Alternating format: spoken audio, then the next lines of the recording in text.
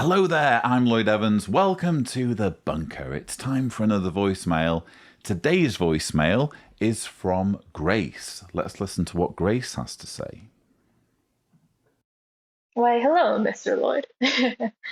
My name is Grace. Feel free to share this as you will. If it will help other people, or if you think it'll help other people, then I'm happy to share my story. Um, so, I grew up as one of Jehovah's Witnesses. I was born into religion, and I got baptized at 11. And ever since then, I've always been kind of an example to my congregation because I've been regular auxiliary pioneering for 8 years, and I've only ever missed my time once. And I've had goals of pioneering and serving with the neatest grader, and I've made lots of really good friends in the congregation. But I've recently come to realize that what I'm doing is pouring my life into a cult. I came to realize this because I've recently realized that I'm gay, and I've also heard some talks about like homosexuality, whether it be in my local congregation or conventions or just parts on broadcastings, where I've listened to them and felt I guess threatened, I suppose.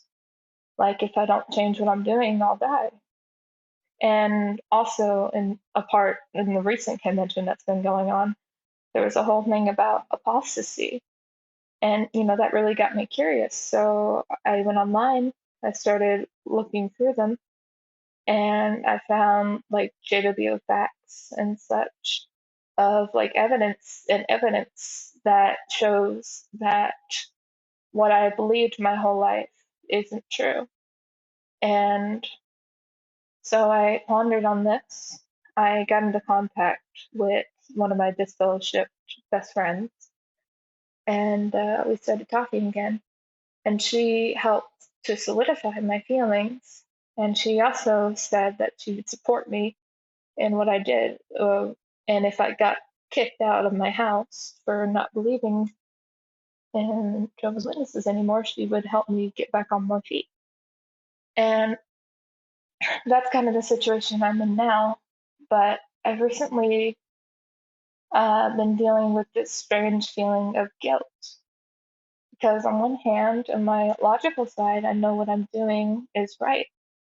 And I know that all the things they've been teaching me are not true. But on the other side, I've been scared because I've been homeschooled my entire life and all my family are witnesses. So if I were to leave the truth, then no one would be on my side. And I wouldn't have anyone except for my old best friend. And I've been so scared because of that, because I know, or I don't know, but I feel like the moment I go into the world, I'm going to be ripped apart and I'm going to lose everyone, even new friends that I make. I feel like everyone's going to betray me. So I guess what I'm asking is, do you have any advice on not to get rid of that feeling, but how to deal with that feeling and how I can reassure myself that nothing's going to happen, that I'm going to be all right, and that it'll be better for me to leave this organization and to be in the real world. I I just want to be myself, and I want to express myself the way I want to without any restrictions. And I don't want to live with fear that I won't be financially supported or that I won't survive, I suppose. But anyway, uh, again, thank you so much for the videos you've made. They've really helped me to wake up and see what I need to do with my life. So I really appreciate that. But anyway, bye bye. Wow, what a message. Thank you so much, Grace, for calling in. I think you're incredibly brave for doing this. Where do I even begin? I think you're very fortunate, actually, because you sound like you're quite young.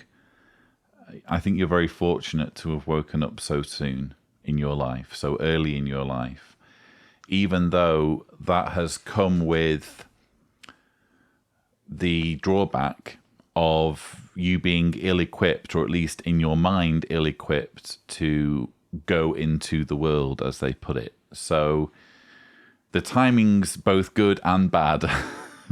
But ultimately, hopefully you'll look back and you'll think, no, it was good. It was good that I woke up so young. It's better to wake up young, isn't it, than to waste years or even decades in the cult and only realize later in life. I mean, later is better than never, but early is better than later, isn't it? So well done. I find it very satisfying to know that it was essentially David Splane's apostasy talk that prompted you to go on apostate websites and view apostate content. But I guess we were postulating about that at the time, myself and others. You know, if you tell people not to do something, don't do this, what are they going to do? It's basic psychology, isn't it? That if you're forbidden from doing something and there isn't a clear reason as to why you shouldn't do that thing, of course you're going to be curious. So I intuitively knew at the time that David Splane's talk would backfire. It's nice to be getting at least one very clear affirmation that that was the case. But going back to your particular situation, I think it's difficult for you, very difficult, as a young gay woman to be in this situation where everyone around you is not just expecting you to be in their cult, but also expecting you to live your life as a heterosexual. That's very, very difficult. And added on to this, you talk about feelings of guilt, feelings of being scared. You talk about how the homophobic rhetoric of the organization has made you feel threatened. You're scared that if you go into the world, you'll be ripped apart. That's really tough. And as I say to so many of my callers, I'm not a therapist. I'm not a counselor. What you need is professional help with your mental health. And I get that it's going to be problematic for you, especially when you're in a family that's probably monitoring your every move. Oh, where are you going today, Grace? You know? Oh, I'm going to see a therapist. A therapist? I understand that it's going to be difficult for you, but you absolutely need to figure out a way of doing that. Because I can only give my thoughts on your situation. I can't advise you. You need that professional help. And even if it's not as accessible as you would like it to be, or it's challenging to find the right therapist, please do look into that. Because ultimately, it's your mental health that you absolutely need to protect. If you're going to make it through what's ahead, you talk about, again, feeling like you're going to be ripped apart in the world, and you want reassurance that nothing's going to happen. No one can give that reassurance. No one can tell you. I'd love to be able to tell you, oh yes, go off into the world and nothing's going to happen. I don't know that nothing's going to happen. Maybe something will happen. And I think when it comes to young Jehovah's Witnesses in particular who leave the organization for whatever reason, what sometimes ends up happening is that there's like this self-fulfilling prophecy thing where, because they have been raised in such an insular environment, and you describe being homeschooled, which is about as insular as it gets, Because at least when you're going to school, you're getting some exposure to the world. When you're homeschooled, you're going to be at a huge disadvantage, aren't you, when it comes to finding your feet in real life as an adult. So I can't give you any reassurances that nothing bad's going to happen. Quite frankly, something bad could happen and is more likely to happen given the fact that you've been raised as a Jehovah's Witness and homeschooled. There are no guarantees, but you can do it. That's all I can say. I can't make any promises, but I can tell you it's possible. But it's going to be harder if you don't get the help and if you don't do things properly.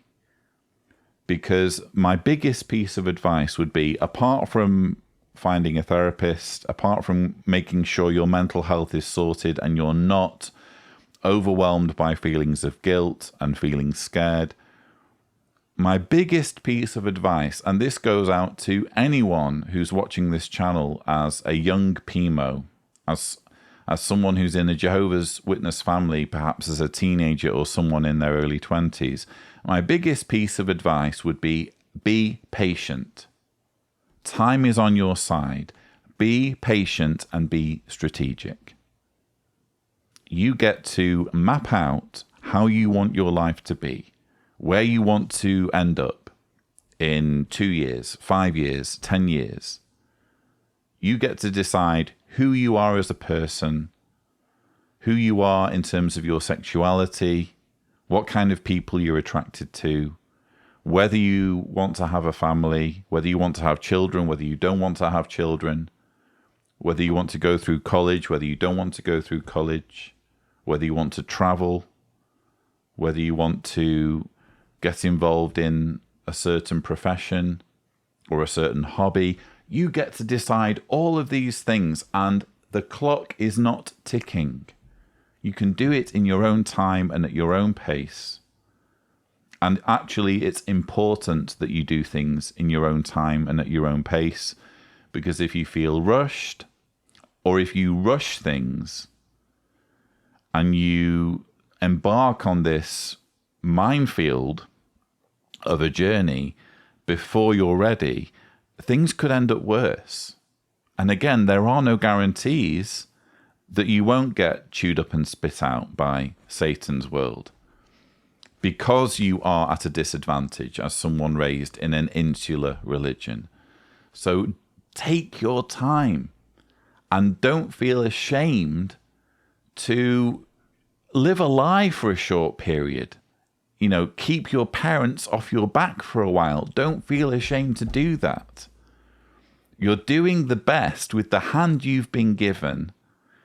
You're in an existential situation where you need to be able to live for a while, dependent on other people, dependent on other human beings for literally the roof over your head and the food on the table. This is an existential thing. This is all about surviving, you know? And so if you need to, for maybe a year or 2 years, go along to the meetings or decide which meetings you're going to attend and do X amount of hours of preaching just to get through, just to navigate through to the point where you're free, to the point where you can stand on your own 2 feet. Don't feel ashamed to do that. That is totally acceptable. You're making the best of a bad situation. You never asked to be raised in a cult. A cult where children can be kicked out, or young people can be kicked out at 18 just because they've stopped believing. So it's very, very important to be strategic, very, very important to be patient. In your case, Grace, absolutely crucial that you get help with these feelings of guilt and being scared. And especially as a gay person, it's very, very important that you plan ahead and make sure that you have everything lined up perfectly. That's what I would be doing. I would be saying, right, what do I need? I need a roof over my head. I need a job. Do I want to go through higher education? I would be thinking about all of the things that I need after leaving home. And I would be using the time now to slowly maneuver everything into position so that when the blessed day comes, when I can break free, you can even call it your Independence Day.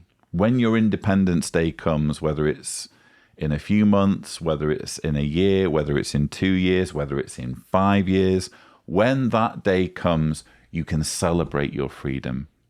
And because everything's lined up with your social circle, with your housing, with your job situation, with your financial situation, because everything has been very carefully sorted out in advance, you're less likely to be chewed up and spat out by Satan's system of things because you're not in a vulnerable situation. You are strong. You are standing on your own 2 feet because you've been strategic and you've planned things. So it's very, very difficult, but you can do it. And lots of people have done it and are doing it. And this is another piece of advice which I routinely give, but it bears repeating. You are not alone. There'll be so many people watching this video thinking, yeah, I'm in that situation. Or I've been in that situation very, very recently.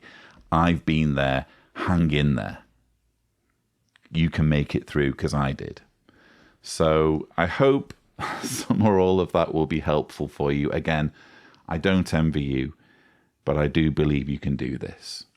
There are no guarantees. It's going to be challenging. It may hurt. It may take a long time, but you can do it.